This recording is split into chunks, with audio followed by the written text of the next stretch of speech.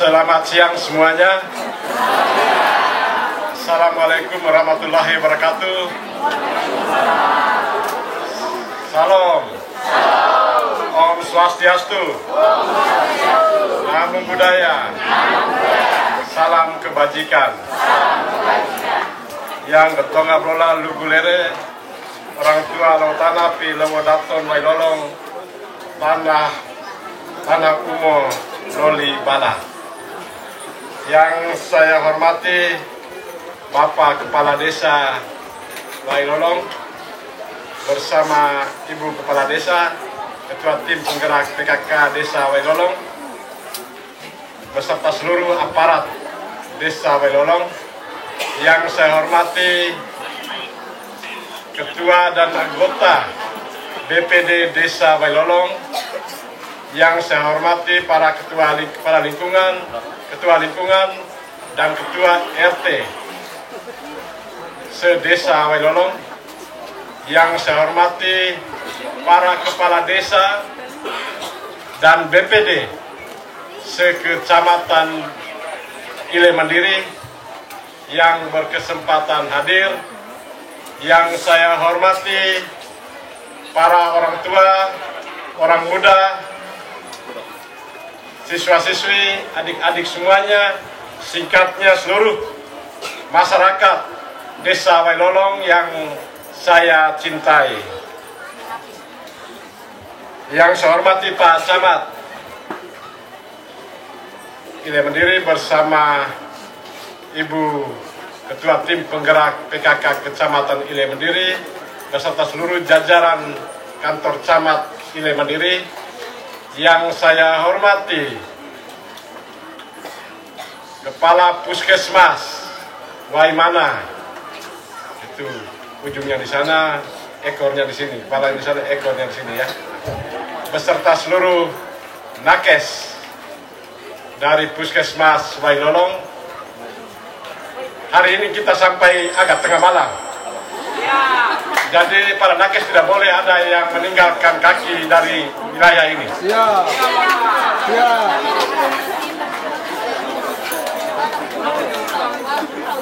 Yang saya hormati Romo Paroki yang kedua, yang saya hormati Ibu Ketua Tim Penggerak PKK Kabupaten Flores Timur bersama ibu-ibu PKK. Tadi agak terlambat, itu jangan salahkan saya Bapak Desa. Terlambat tadi itu karena saya harus tunggu kekasih saya. Beliau pergi ke Ile Padung bersama Dinas Kesehatan, bicara tentang kesehatan di Desa Ile Padung ya. Saya juga menjadi sangat sulit karena beliau memastikan bahwa kami harus datang sama-sama. Janjinya jam 11, tetapi baru jam tadi itu mereka muncul. Saya tidak bisa buat apa-apa karena mobil saya dibawa oleh ibu. Itu cara ibu-ibu mereka itu luar biasa untuk memastikan kita selalu setia begitu. Setia menunggu. Yang saya hormati Ibu Kepala Bapeda, tadi datangnya barusan kan? Oh, ibu dulu dari kami. Terlambat tapi makannya sudah ada ya waktu makan. Ini hitung jam makan ini rupanya. Hari ini walaupun sebenarnya masih banyak kadis yang hadir, tetapi hari ini juga agenda di DPRD Kabupaten Flores Timur adalah pembahasan LKPJ Bupati Flores Timur. Jadi sebagian pimpinan OPD berada di DPRD, hanya anggota DPRD yang cinta banget sama masyarakatnya yang tinggalkan kantor menuju ke sini. Itu ada itu Pak Tinus Welang. Yang saya hormati pimpinan OPD, banyak pimpinan OPD. Itu ada Kadis Infocom, berdiri Pak.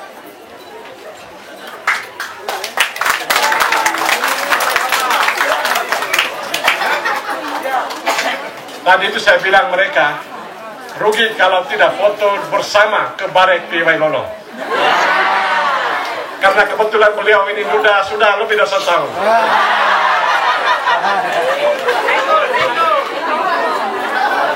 Saya kasih tugas beliau untuk wujudkan Smart City.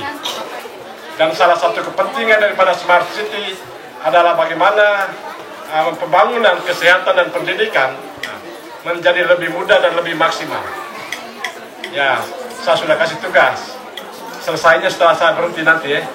Saya masuk lagi, sudah ada lagi. Ada Kadis Perumahan dan Pemukiman.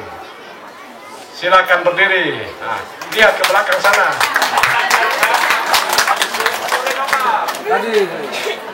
Tadi itu Bapak Desa punya pesanan tadi itu.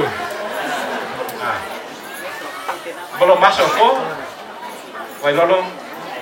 Belum. Bapak Desa sudah pernah komunikasi dengan Bapak Kadis. Nah, hari ini perkenalan ya. Kemudian pasang kacamata dulu Pak Kadis. Pasang kacamata dulu. Bos. Nah, ini Kadis apa? Perhubungan. Nah, berdiri.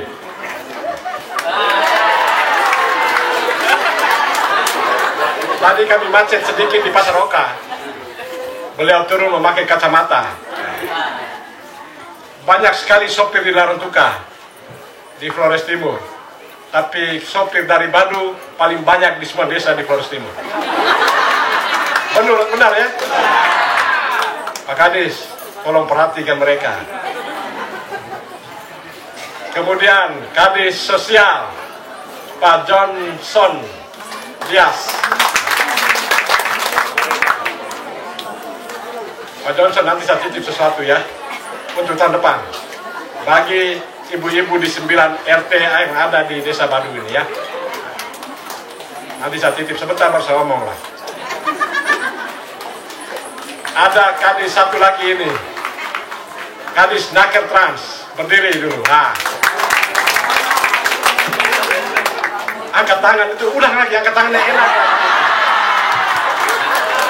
Mantan camat di banyak tempat jadi Kadis pada saat bupatinya Anton Najol. Kemudian ada Kadis orang Wailolong, namanya Nus Waton. Silakan berdiri.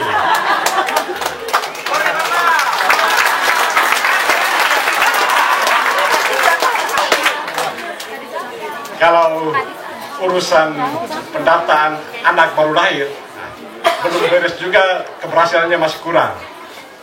Lahir hari ini, langsung daftar hari ini. Sudah bisa? Sudah ya? Tapi belum maksimal. Dulu sudah lapor saya itu. Ini luar biasa. Kami dua pesiar jauh sekali. Kami dua pesiar sampai ke Kalimantan. Urusannya itu adalah pergi mengunjungi masyarakat Flores Timur yang ada di Kalimantan Utara, yang ada di Tarakan dan Nunukan, yang ada di barak-barak, yang ada di pedalaman Kalimantan, untuk memastikan bahwa tenaga kerja Flores Timur yang ada di sana memiliki identitas yang jelas. Kami minta wali kota Tarakan buka kantor Capil hari Sabtu dan Minggu untuk urus sekitar 2.000 apa itu? Hampir 2.000-an apa ya? Kartu ya. Masyarakat Flores Timur termasuk kartu keluarga, KTP, ya banyak lagi. Jadi sekitar 2.000-an orang yang kami urus dokumennya pada hari Sabtu dan Minggu di Tarakan. Di Nunukan kami dua jalan pesiar kemana-mana. Tetapi ada satu hal yang luar biasa, kami pergi itu bawa dengan seorang Romo dari Waibadan, ikut bersama kami ke Kalimantan. Ketika pesawat kami mendarat di Nunukan, kami dijemput oleh sekelompok orang Flores Timur. Kemudian diantar ke hotel. Masih di hotel di situ sekitar jam 1 lah. Dalam perbincangan singkat, saya menemukan sekitar 14 pasangan suami istri yang belum menikah. Mereka ada yang berumur 50 tahun, ada yang hampir 60 tahun, ada yang 30 tahun. Lalu saya bilang, kamu siap nikah hari ini? Mereka bilang siap. Kalau begitu kamu pulang ke rumah, segera datang dan kita berkat hari ini juga. Hari itu sekitar jam 5, berkat 14 pasang di hotel, di kamar hotel di kota Nunukan. Minta maaf, ini sangat rahasia. Saya takut sekali bicara ini, kalau sampai Bapak Uskup dengar, saya bisa Bapak Uskup tidak dukung lagi nanti. Ya, itu saya dengan beliau. Orang Wailolong sudah banyak orang Wailolong putih ganteng. Ini agak ganteng, hitam sekali. Orang Wailolong itu putih ganteng. Nah, yang satu ini hitam ganteng sedikit.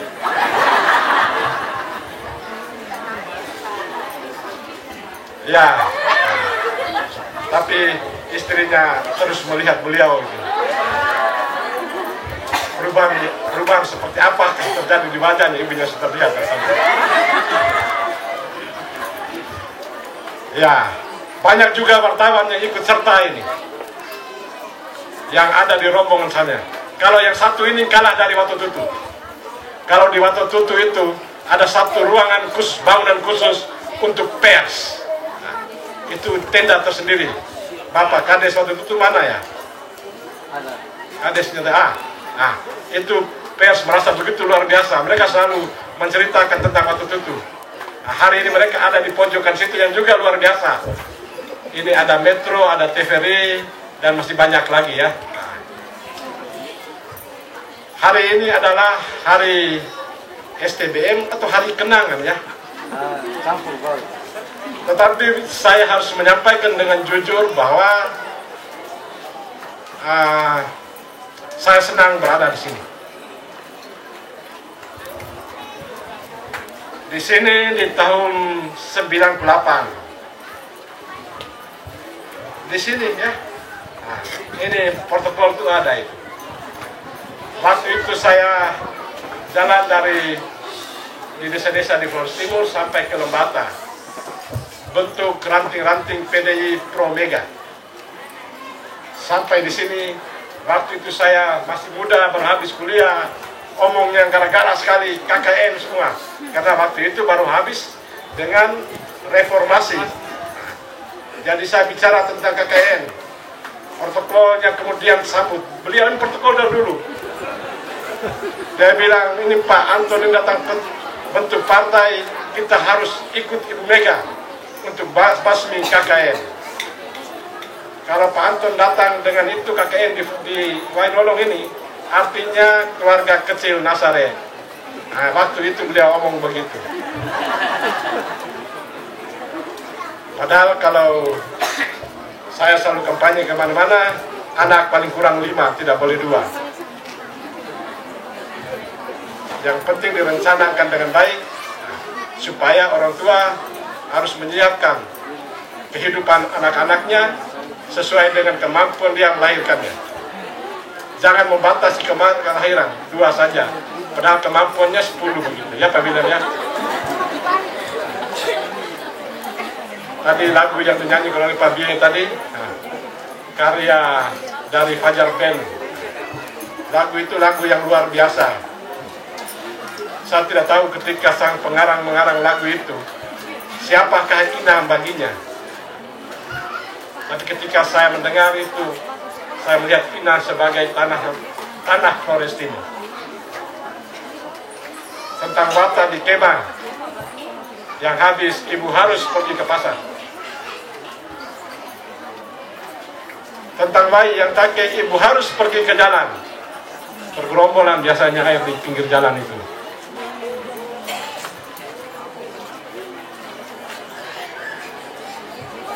Ya, mungkin inspirasi seperti itulah sehingga pada tahun 2016 saya memanfaatkan masa reses saya. Lagi-lagi di tempat ini, betul-betul. Ada sekitar 20-an orang. Ya, kalau reses buat saya adalah membangun semangat, membangun optimisme. Karena mendengar bagi saya harus sudah terjadi tidak saja pada saat reses. Sehingga reses itulah saat-saat kebersamaan antara anggota DPRD dengan masyarakatnya. Saya memanfaatkan masa reses itu. Dan saya pengen baca apa yang saya baca waktu itu ya. Saya sedikit baca ulang ya. Karena Bapak Desa sudah mulai dengan kenangan-kenangan.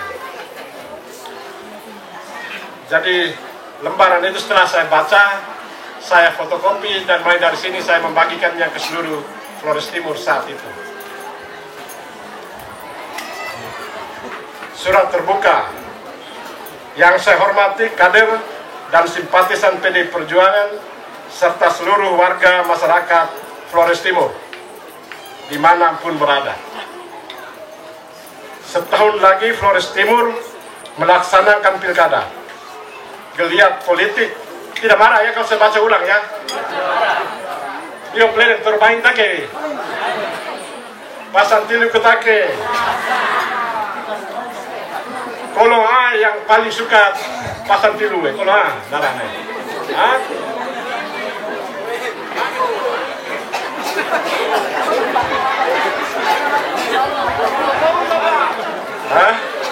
Ya saya lanjutkan. Geliat politik ke arah momentum tersebut telah mulai bergulir sejak tahun lalu dan tensinya terus meningkat seiring mendekatnya waktu pelaksanaan. Tentu semua kita mempunyai hak yang sama untuk dipilih dan memilih. Kita tak dapat menghindari perbedaan-perbedaan. Malahan perbedaan-perbedaan itu harus disikapi sebagai suatu kewajaran dalam rangka menemukan pemimpin Flores Timur yang dapat memenuhi harapan-harapan masyarakat. Perbedaan harus disikapi sebagai kekayaan dan bukan penghambat dalam mendapatkan pemimpin Flores Timur. Apalagi sampai pada konflik politik yang mengorbankan lewat tanah Flores Timur tercinta. Berkaitan dengan pilkada tersebut, saya memandang perlu untuk menulis surat terbuka sebagai upaya untuk menjelaskan posisi saya kemarin, sekarang, dan pada saat pilkada nanti. Pada pertengahan tahun 2015, DPC PDI Perjuangan Kabupaten Flores Timur menggelar rapat kerja cabang Rakercap. Salah satu keputusan dalam Rakercap tersebut yakni merekomendasikan kepada partai untuk mencalonkan kader partai atas nama saya Antonius H.G.G. Hajon untuk menjadi calon bupati pada pilkada Flores Timur tahun 2017. Keinginan ini disampaikan juga kepada Ketua DPD PDI Perjuangan, Bapak Frans Leburaya, yang berkesempatan hadir pada saat itu. Menanggapi keinginan kader pada forum tersebut, sebagai kader partai, saya menyampaikan bahwa saya siap menerima kepercayaan yang diberikan.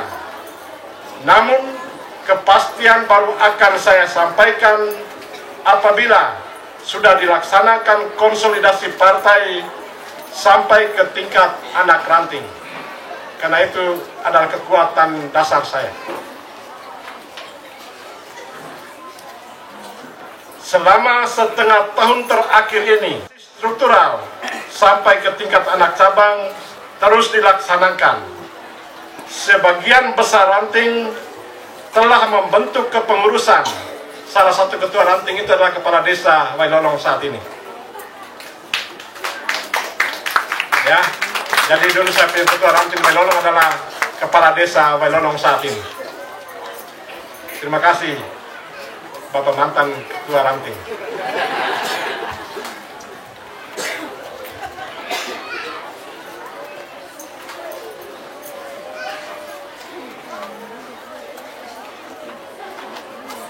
Konsolidasi struktural sampai ke tingkat anak ranting terus dilaksanakan.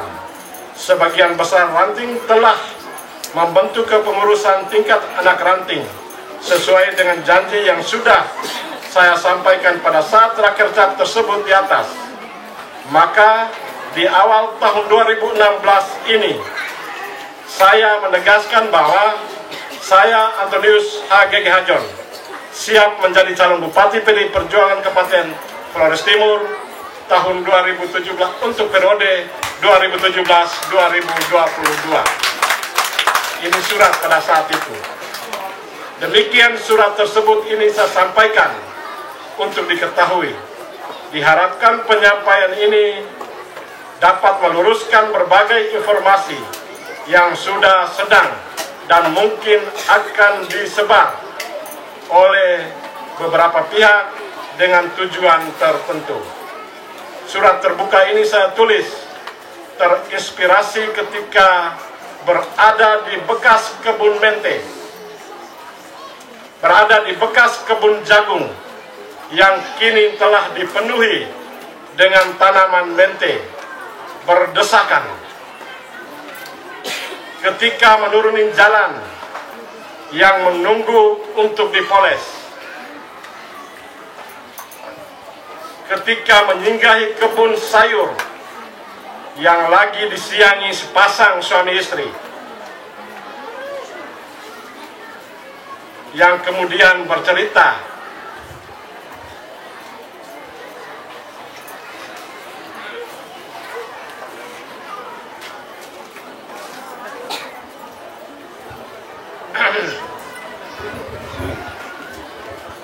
ya, tentang anak gadisnya yang telah melahirkan. Ya.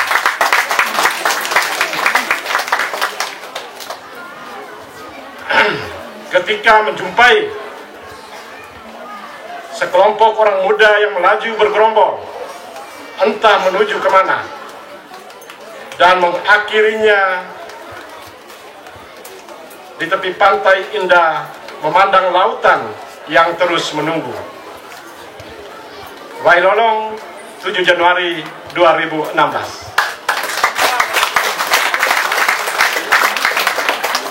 Jadi kalau tadi Bapak Desa bilang apa tadi awal, ya saya menjawabi permintaan teman-teman kader partai waktu itu untuk maju jadi calon bupati di tahun 2017. Saya jawab itu dari tempat ini, bukan dari sebuah lapangan dengan deklarasi yang luar biasa yang biasa terjadi, bukan dari sebuah gedung yang luar biasa dengan begitu banyak orang dan warna-warni yang luar biasa. Tapi saya mendeklarasikan diri saya menjadi calon bupati pada saat itu dari sebuah tempat yang sederhana ini, yang dihadiri sekitar 20-an orang, di atas kursi meja, kursi juga tidak jelas waktu itu, meja tanpa kain meja. Dari situlah, dari tempat inilah saya mendeklarasikan diri.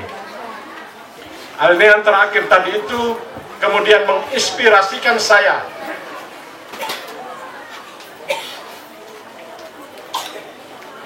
mewujudkan visi misi Flores Timur sejahtera dalam bingkai desa bangun kota menata dengan 5 misi utama. Selamatkan orang muda Flores Timur, selamatkan infrastruktur. Itu nampak pada jalan yang menanti untuk dipoles.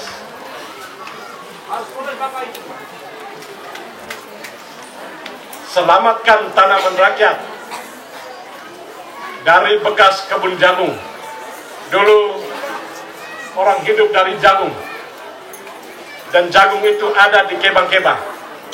Dan pada suatu saat jagung itu diganti dengan mente yang ditanam dengan bergerombol, berapat-rapatan, berdesak-desakan, yang tidak memberikan produktivitas yang baik.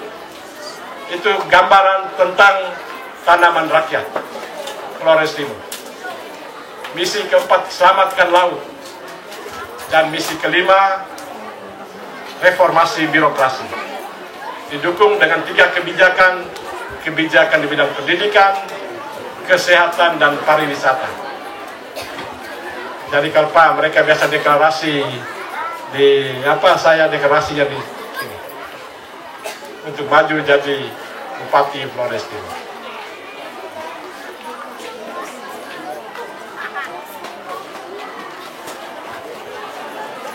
Tadi ketika jalan dari bawah, kemudian sampai di Bener-Bener, sepertinya saya jalan kembali. Ketika 2016, saya cerita tentang kebun di atas bukit, jalan turun sampai ke pantai. Di penghujung jabatan saya diingatkan kembali sebuah proses menuruni bukit sampai ke pantai untuk mendaki kembali ke bukit. Saya tidak tahu apakah ini sebuah rencana.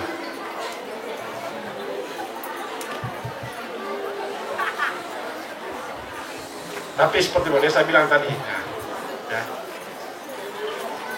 STBM ini rencananya, tapi dibatal-batal dan baru terjadi saat ini. Dan ini adalah STBM terakhir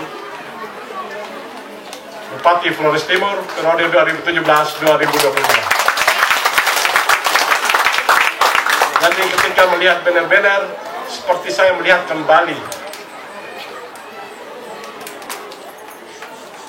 berbagai hal yang telah mendorong saya, menekatkan saya untuk menjadi calon bupati saat itu. Ya, mulai dari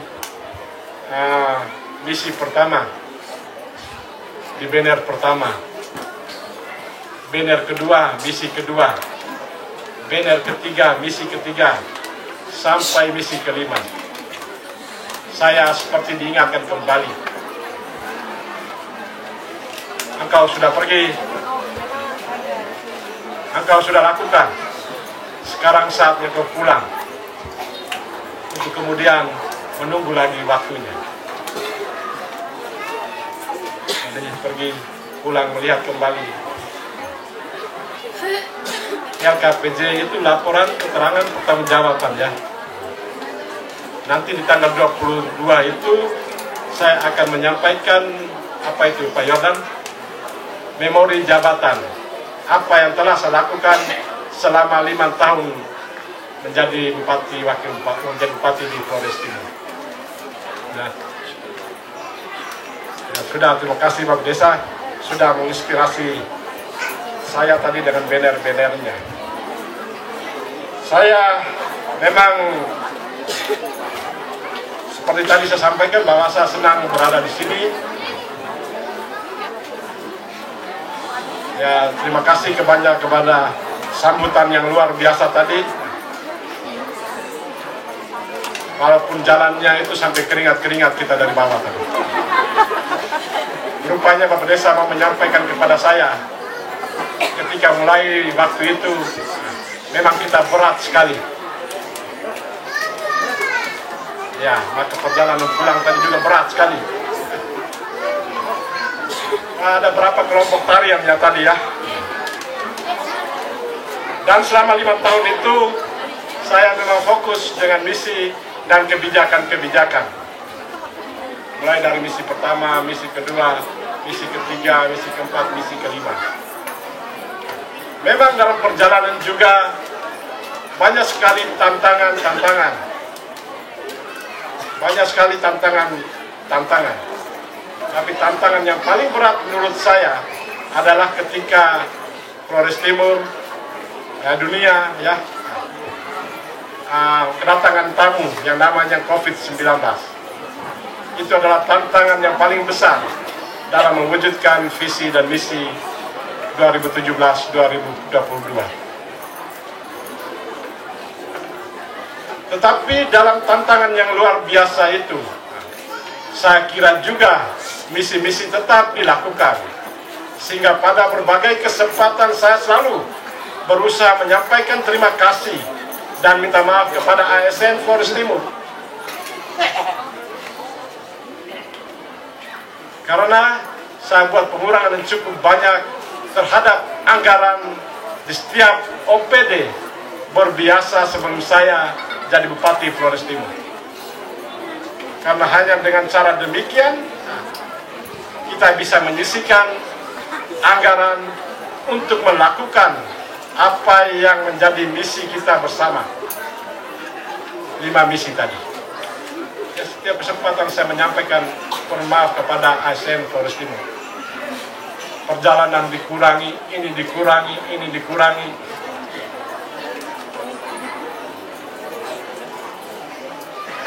Ya, akhirnya kita bermemori, ya. Tetapi sudahlah, kepala desa sudah mulai, protokol juga sudah mulai. Sebelum saya masuk ke STBM, mungkin saya juga mau menyampaikan bahwa momen-momen pemilu itu seperti bermain dolo. Momen pemilu itu seperti bermain dolo. Siapa yang tidak kenal dolo? Siapa yang tidak tahu menari dolo? Tahu main dolo?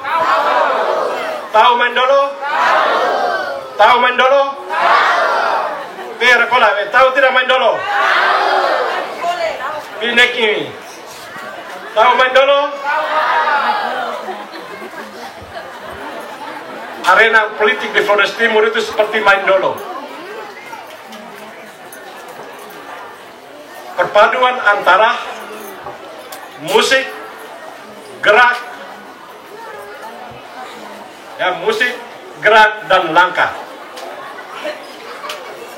Siapa yang tidak mampu memadukan musik, gerak, dan langkah, ia akan kikuk dalam permainan.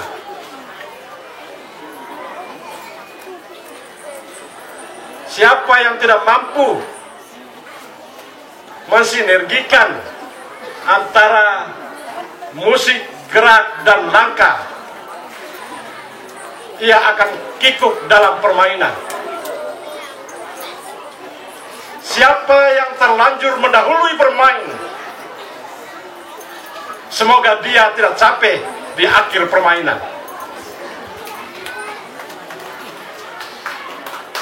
Maka marilah bermain dengan menghitung semuanya, jangan dengan setengah hitungan. Kalau tidak, Anda tidak sampai ke garis finish.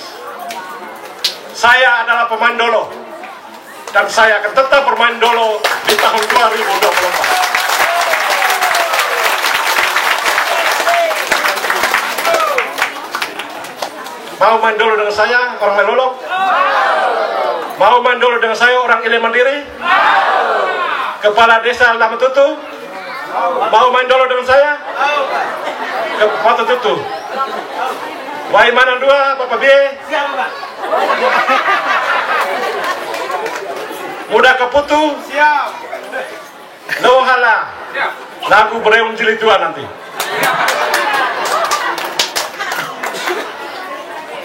Oh? Iya. Kita main di Pelabuhan Feri, kita mulai dari sini. Tapi kita mulai dari sini, kita berakhir di sana. Jadi saya adalah seorang pemain dolo. Dan saya akan tetap main dolo di tahun 2024 nanti. Setuju? Ya, ini pemanasan namanya. Kalau ada yang pemanasan dengan beras, kita pemanasannya dengan dolo. Kalau ada pemanasannya dengan kata-kata, kita pemanasan dengan musik dolo. Saya paling suka sebuah lagu yang selalu dinyanyikan istri saya. Saya tidak pernah mengomentari yang ini, tapi saya selalu mendalami.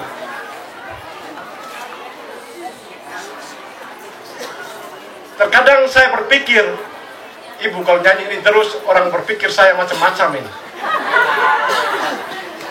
Tetapi dia terus mengulangi. Saya terus melarang, dia terus mengulangi. Lalu rupanya dia mau menyampaikan kepada saya, biarkan orang menulis apa saja. Biarkan orang menyampaikan apa saja. Tutup telingamu dan terus kerja untuk rakyat Flores Timur. Nanti sebentar saya itu sebang lagu itu. Nah, saya punya suara terlalu baik untuk menyesuaikan diri dengan suaranya itu. Ya, STBM 5 pilar. Gara-gara 5 pilar kita omong politik hari ini.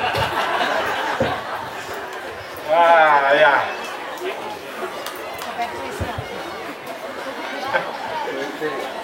Iya, omong STBM menjadi kurang hangat lagi ini. Saya lagi berpikir bagaimana buat STBM-nya hangat kembali. Gitu ya. Saya harus lihat ibu yang di satu ini, karena ini yang bicara tentang STBM, tentang stunting dan sebagainya ya. Memang bicara tentang pembangunan, kita tidak bisa buat apa-apa kalau kita tidak sehat. Kita tidak bisa melaksanakan visi, kita tidak bisa melaksanakan misi kalau kita lagi sakit. Makanya ketika saya menjadi Bupati Flores Timur, saya menyampaikan kepada Dinas Kesehatan, kepada PKP ya, bahwa pastikan saya akan mengunjungi desa kalau desa itu melaksanakan deklarasi STBM. Kenapa? Saya melihat kesehatan itu menjadi sangat penting. Dan STBM adalah hal-hal remeh-temeh, hal-hal biasa yang menjadi sering kita abaikan saking biasanya, tanpa kita sadari bahwa itu bisa menyebabkan penyakit yang menyebabkan kita tidak bisa berbuat apa-apa. Ketika saya terus kesana kemari dengan STBM, ada yang menulis, untuk apa STBM? Ketika saya tidak peduli dengan kata-kata itu, mereka bilang, itu hanya sekedar, apa ya istilahnya mereka itu? Mau tunjuk diri itu gak? Apa namanya? Pencitraan. Mereka bilang saya pencitraan. Padahal sejak awal itu sudah komitmen saya. Kalau itu sudah saya lakukan di awal, salah apa kalau saya terus lakukan sampai akhir? Tidak ada pencitraan di sana. Yang ada adalah perjuangan kita bersama, karena saya menyadari ketika menuliskan visi Flores Timur Sejahtera dan Bingkai Desa Membangun Kota Menata, saya menyadari sepenuhnya bahwa saya membutuhkan semua orang untuk membangun Flores Timur. Saya membutuhkan banyak lembaga, saya membutuhkan semua tingkatan pemerintahan untuk sama-sama percepatan Flores Timur Sejahtera. Karena saya menyadari saya sendiri tidak sanggup. Karena saya menyadari kabupaten ini jalan sendiri tidak sanggup. Maka perlu gerakan-gerakan. Dan gerakan-gerakan itu membutuhkan pemimpin untuk mampu menggerakkan seluruh masyarakatnya. Sehingga ketika STBM, saya buat seperti pesta. Desa bersuka cita, kita berjoget, terkadang sampai tengah malam. Salah apa kalau kita bersuka cita, kalau masyarakatnya memastikan untuk mau hidup sehat? Salah apa? Tidak ada salah di sana. Kita patut mensyukuri. Untuk itu kita perlu bersuka cita. Dan sampai malam, itu karena kita bersuka cita, karena desa ini memastikan untuk hidup sehat. Saya termasuk salah satu bupati di Indonesia. Ya Ibu ya, saya menerima penghargaan apa itu Ibu?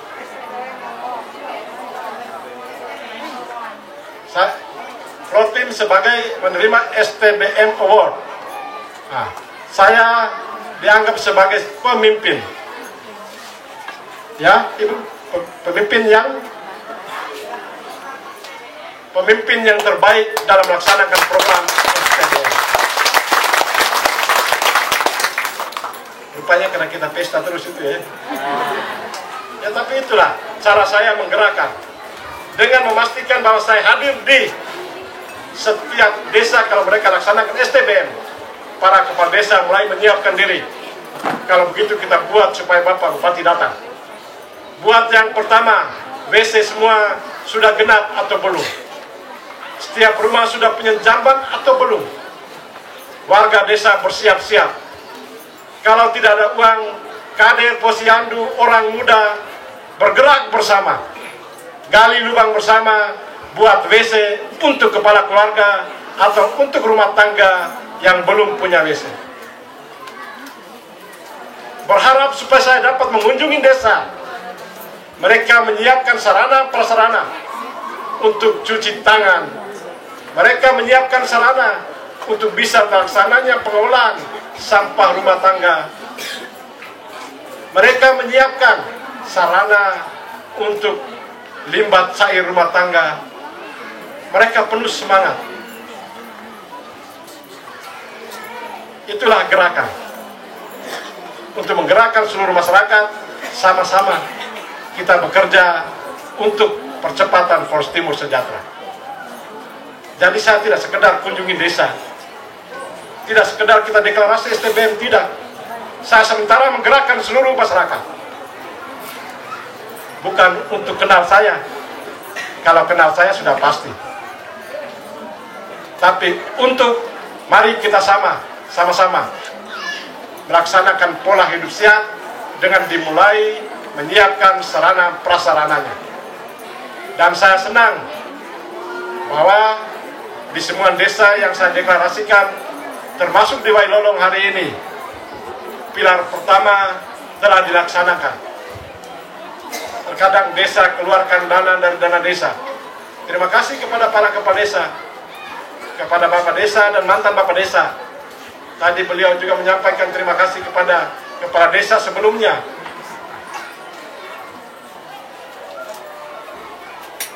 Kita menggerakkan. Hal yang sama juga kita lakukan lewat gempur stunting di 2017. Kita gelorakan gempur stunting waktu itu di bulan September 2017. 2018 kita menggelorakan tentang Flores Timur gempur stunting dengan solor, sorghum dan kelor.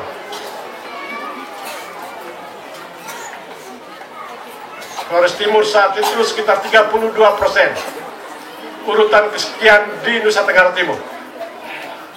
Tetapi dengan gerakan itu, melalui gerobak cinta, mampu menurunkan angka stunting dari 32 ke 20%. 20,4% stunting terendah di NTT.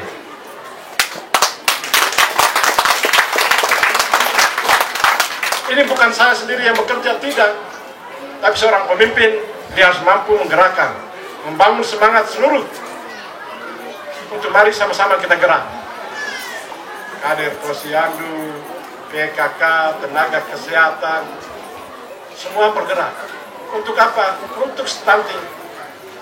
Hasilnya demikian. Ya kalau kita bicara stunting, itu kita bicara tentang selamatkan orang muda. Karena poin dari selamat ke orang muda, itu bicara tentang orang muda saat ini, dan juga orang muda Flores Timur, 10, 15, 20 tahun yang akan datang. Kalau anak muda kalau bayi yang lahir saat ini tidak stunting, tentu dia sehat. Kalau bayi yang lahir saat ini tidak stunting, tentu dia akan pintar.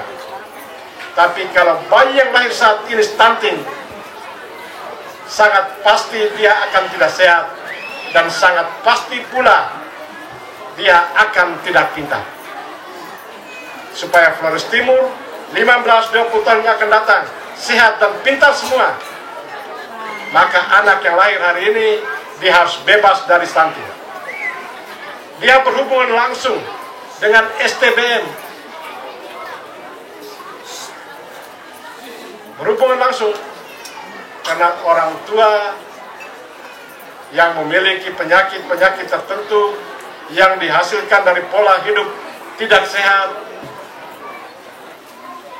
akan melahirkan anak yang menurunkan penyakit yang boleh dikatakan hampir sama. Gerakan tidak bisa tunggu bupati, tidak bisa tunggu kepala desa, tidak bisa tunggu camat, semuanya harus bergerak untuk membangun. Jadi tadi Bapak Desa Wilolong sudah mengatakan tahapan yang cukup panjang berkaitan dengan STBM di Desa Wilolong. Beliau ini kebetulan juga pegiat di Dian Desa. Ya Bapak Desa ya. Sehingga STBM di sini dulu itu Bapak Desa yang mama. Sehingga waktunya agak panjang. Itu berarti sanitarian yang ada di Waimana ini kerjanya sudah semakin kurang Bapak Desa ya. Nah, mereka rajin tetap kah?